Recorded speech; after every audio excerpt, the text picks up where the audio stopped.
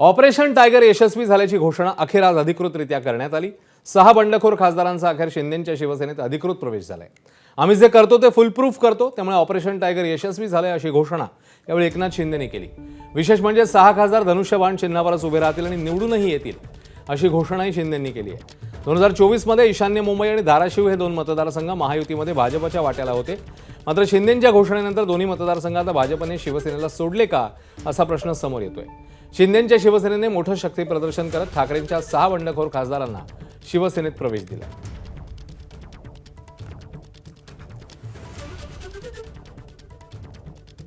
तुमचं काय operation tiger operation tiger operation tiger, कोणी काय चालवत होतं, कोणी काय चालवत होतं, कोणी काय चालवत होतं। पण मी आपल्याला सांगतो, मी कालही म्हणालो, आम्ही ऑपरेशन अर्धवट करत नाही, ऑपरेशन फुल प्रूफ करतो, फुल प्रूफ। हे आता 6 खासदार शिवसेनेमध्ये सामील झालेले आहेत आणि हे तुमचं पत्रकारांनी ऑपरेशन टायगर नाव दिलेलं हे ऑपरेशन टायगर फुल प्रूफ सक्सेस झालेलं आहे। 4 वर्षापूर्वी 22 जून 2022 मला वाटतं शिवसेनेने आम्ही उठाव केला होता।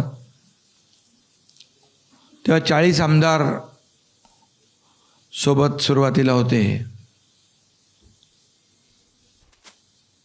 आणि पुन्हा चौकार नाही षटकार आता मारलेला आहे,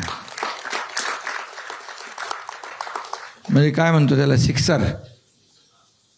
माझ्या बाजूला ओमराजे निंबाळकर आहेत, तिकडे भाऊसाहेब वागचोरे आहेत, इथं आपला सगळ्यात लाडका संजय दिना पाटील आहे, इकडे संजय बंडू जाधव आहेत, ए बॉस बोलतात का इकडे, अच्छा, इकडे संजय देशमुख आहेत आणि इकडे नागेश आष्टीकर आहेत, म्हणजे ट्रिपल संजय, 3 संजय। आता बघा आपल्याकडे 3 संजय आहेत। तर शिवसेनेत प्रवेश केल्यावर खासदार संजय दिना पाटील यांनी मोठा दावा केलाय। मी तिकीट मागण्याकरता गेलो नाही, तर उद्धव ठाकरेंनीच मुलीला आणि मला उमेदवारी दिल्याचं संजय दिना पाटलांचं म्हणणं आहे। माझ्या कार्यकर्त्यांना अपमान होत होता, वारंवार सांगून 1 दिवस 2 दिवस 4 दिवस, ज्या दिवशी मी प्रवेश केलाय 7 वर्ष झालेत, असं वाटलेलं खासदार झाल्यावर तरी जरा मान सन्मान देतील, पण काही नाही, तसंच चाललंय। त्याच्यामुळे पर्याय नव्हता, शिव्या खाऊन खाऊन आता लोकांना शिव्या देतात आहे ना, तुम्ही रोज ऐकतात आहे, लोक त्या शिव्या चालतील, त्यांचा अधिकार आहे द्यायचा, पण जे लोक देत होते त्यांचा अधिकार नव्हता शिव्या द्यायचा। संजय राऊत साहेबांनी नेहमी मला चांगलं माझ्यावर बोलले, चांगला मला मान सन्मान दिला, मला पण त्यांच्याबद्दल खूप मान सन्मान आहे। मला 2004 मध्ये आमदार बनवण्यामध्ये त्यांचे लीलाधर ढाके साहेबांच्या विरुद्ध त्यांनी मला पूर्ण मदत केली, त्याच्यामुळे त्यांचा एहसान आहे माझ्यावरती। 2009 मध्ये परत मला खासदारमध्ये किरीट सोमय्याच्या विरुद्ध खासदार होण्यामध्ये त्यांनी मला खूप मदत केली, त्याच्याबद्दल त्यांचा माझा एहसान आहे। जोपर्यंत ते खूप काय बोलू द्या, मोठे व्यक्ती आहेत, ते बोलू शकतात।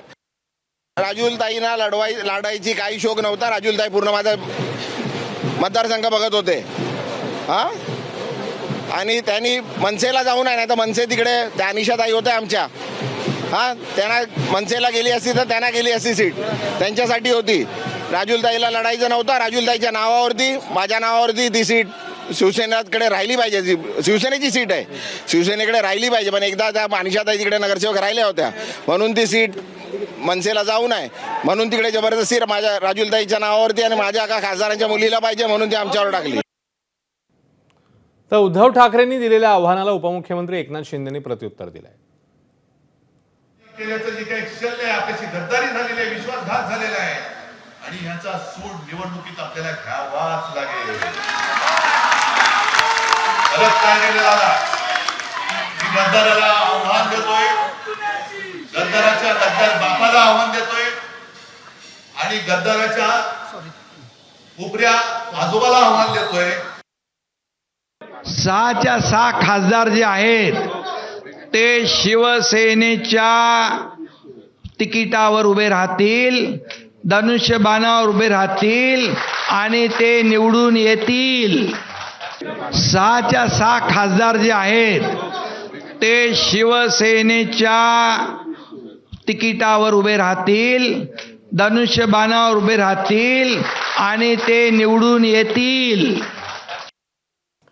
दरम्यान ऑपरेशन टायगरची इनसाइड स्टोरी आता समोर आली आहे. कोणते महत्त्वाचे मुद्दे आहेत पाहूया. नोव्हेंबर 2024 मध्ये राज्यात मोठ्या विजयानंतरच ऑपरेशन टायगरची नांदी झाल्याचं समोर येत आहे. फेब्रुवारी 2025 मध्ये अधिवेशनादरम्यान काही खासदार केंद्रीय मंत्री प्रतापराव जाधवांच्या भेटीला पोहोचले. याचवेळी ठाकरेंच्या खासदारांच्या नाराजीची चर्चा ही समोर आलेली. मग दिल्लीत राऊतांच्या निवासस्थानी बैठक झाली आणि आदित्य ठाकरेंनी सर्वच खासदारांच्या तक्रारी ऐकून घेतल्या. खासदार एकत्र राहण्याच्या भूमिकेत असल्याचं तेव्हा पाहायला मिळालं. ऑपरेशन टायगरला त्यामुळे तात्पुरता ब्रेक मिळाला. पुढे स्थानिक स्वराज्य संस्थांच्या निवडणुकीत पक्षाकडून अपेक्षित मदत न मिळाल्याची भावना या खासदारांची झाली. प्रचारात ठाकरे पितापुत्र पुरेसे सक्रिय नसल्याची खंत व्यक्त झाली. मातोश्रीवर थेट संपर्क होत नसल्याची आणि तक्रारींकडे दुर्लक्ष होत असल्याचीही तक्रार करण्यात आली. शिंदेंचा मात्र खासदारांशी संपर्क कायम होता. भाजप नेतृत्वाशी समन्वय साधण्याचाही प्रयत्न होता. तर 2026 मध्ये ऑपरेशनच्या निर्णायक हालचाली पाहायला मिळाल्या. शिंदेंचे दिल्ली दौरे वाढले. भाजप नेतृत्वाकडून देखील मग हिरवा कंदील पाहायला मिळाला.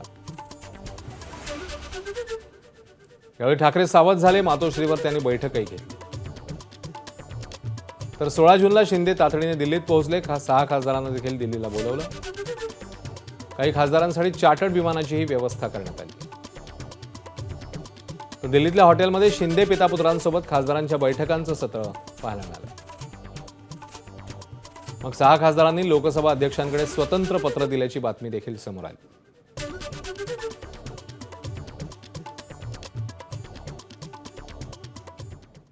दरम्यान ठाकरेंचे 6 खासदार शिंदेंकडे गेले असतानाच आता 7वा खासदार देखील काठावर आहे असा दावा शिवसेना नेते रामदास कदम यांनी केलाय. 100% आता येणार आहे. 7वा काठावरती आहे. आता त्यांच्या मतदारसंघात जाऊन उपयोग काय? तुम्ही आधी गेला असतात, त्यांच्या विकासाकडे लक्ष दिलं असतात, मुख्यमंत्र्यांना भेटला असतात, त्यांच्या मतदारसंघात निधी दिला असतात. ती वेळ नसते आली ना की उद्धवजींना मी एक गोष्ट विचारून घेईन. उद्धवजी, राज ठाकरेंचे तुम्ही जेव्हा 6 नगरसेवक फोडले होते त्यावेळेला तुम्ही संजय राऊतांनी तुडवाची भाषा केली नव्हती. त्यावेळेला 50 खोक्यांनी ओके कोण बोललं नव्हतं. मग ज्यावेळेला आता शिंदे साहेबांच्याकडे विकासासाठी मतदारसंघातल्या ज्यावेळेला खासदार येत आहेत त्यावेळेला तुम्ही तुडवाची भाषा करताय आणि खोक्यांनी ओकेची भाषा करताय.